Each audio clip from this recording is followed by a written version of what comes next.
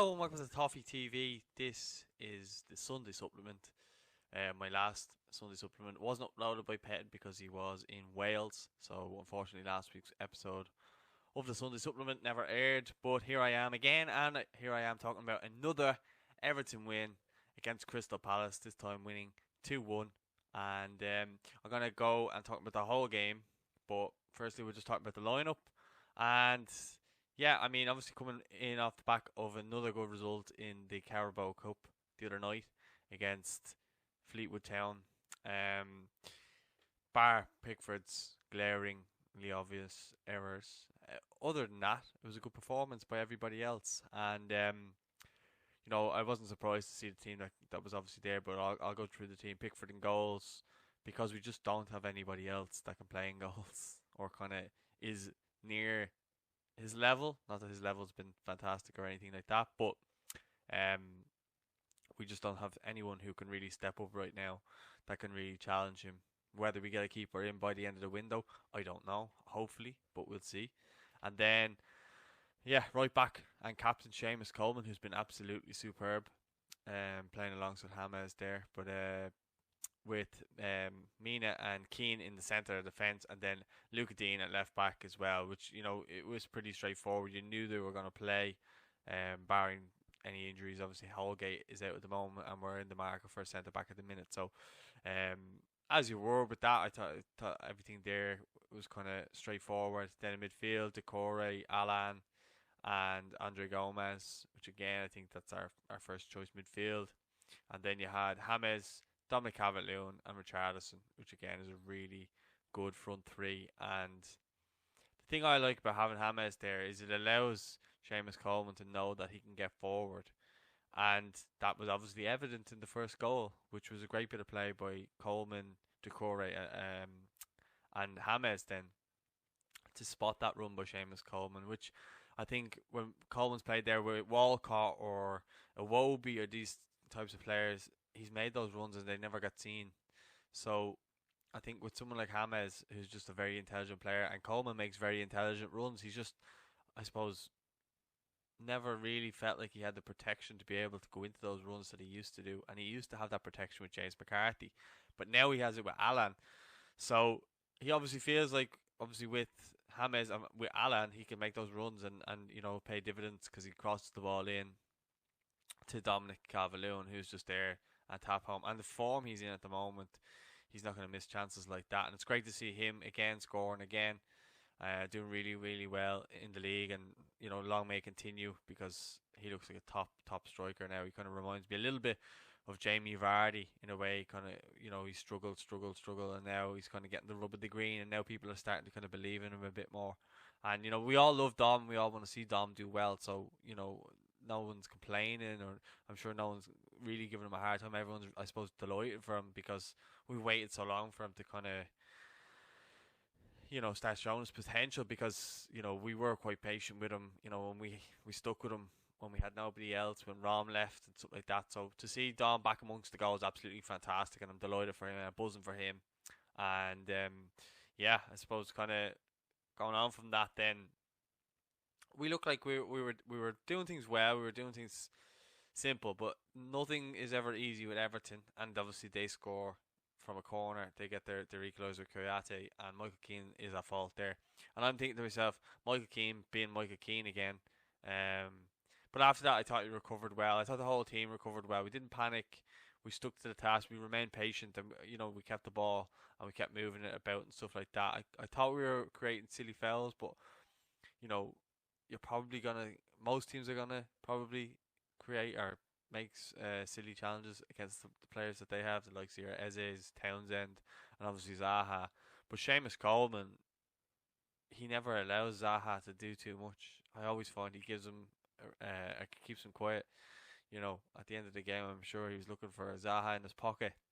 And then following on from the goal, in other occasions, and maybe with a crowd, we might have kind of folded there. But I think we've shown great character and great kind of maturity to kind of see games out and kind of have that bit of nous about us to kind of see ourselves through games. And obviously with the added classes, the likes of Alan and James in there, it makes us play I think we're just a lot more confident that we know that something's going to happen, and we can break down defenses. Whereas last season, obviously we had that hole in the middle of the park that never allowed us to do anything. But we obviously had two penalty shouts. Then same player, Joel Ward, the handball shout. Still think that was a very harsh decision, and if it was given against us, I'd be fuming. So I don't really want to celebrate in their misery too much in that regard, because I feel like it'll come back to haunt us. In the throughout the season, I think something like that will come back to haunt us. You just know it'll be a bit against the red shirt as well. You just know that will happen. But I just think we get the penalty. Richarlison, my heart was in my mouth when the way he ran up to the penalty, because he took one before like that and skied it over. I think it might have been a penalty shootout, but I just remember him missing. And I was thinking he was going to miss it as he kind of stopped midway through his run up. But thankfully he dispatched it, and I'm hoping now that he'll just go on a bit of a run. He obviously got a couple there against Fleetwood as well, but I'm hoping he'll go on a bit of a run now himself and Dom, and just keep scoring goals. I don't really necessarily expect James to chip in that much, but if he can chip in with assists and stuff and keep providing brilliant set pieces, then happy days. And same with Luca Dean as well. But I think, overall as a performance, I thought we were quite mature in our performance, and you obviously seen the difference in our team this season since Carlo has been able to get his own players in. And I don't think he's finished getting his players in. We're obviously gonna, next kind of couple of weeks, we'll see the finished squad, and if we can kind of get rid of some players, then we'll start seeing more of Ancelotti's side, and be interested to see if players like Moise Keane and Tom Davies, if they're kept, because at the moment I'd probably get rid of them if I'm being honest. But Gylfi came on, did all right for Gomez. Iwobi came on for me, didn't really do a lot. I don't really like him. I don't rate him. It's not that I don't rate him. That's why I don't like him. It's not that I have any sort of agenda against him. I just don't think he's good enough for us, to be honest with you. I don't think Walcott's good enough for us. These are all players I'd sell.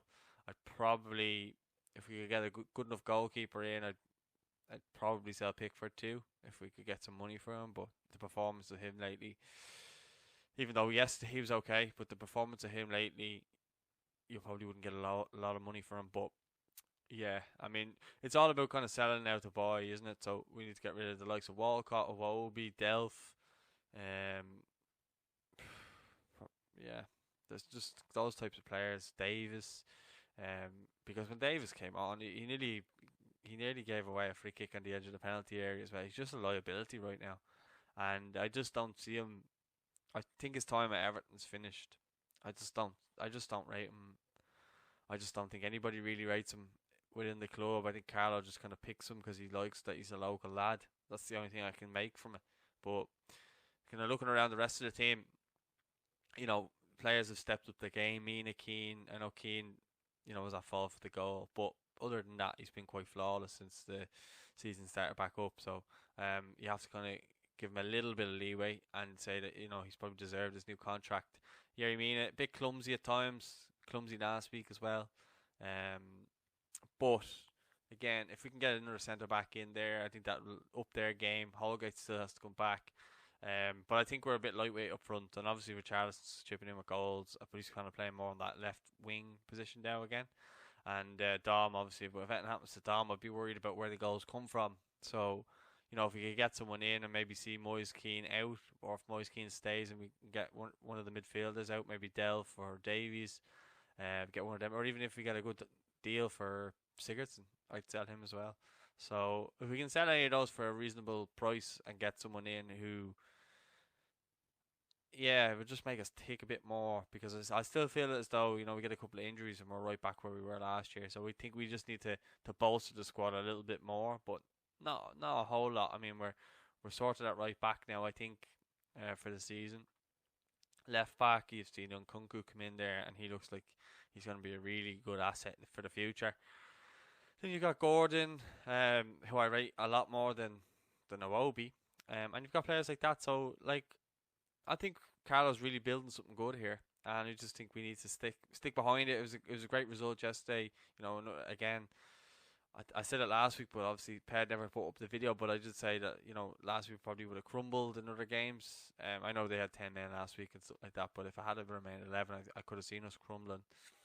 But look, we're sitting here. We've got 9 points. Doing fantastically well. Long may it continue. I seen someone commenting on this before to tell me to show emotion. So I'm showing emotion this time around. But I'm actually delighted.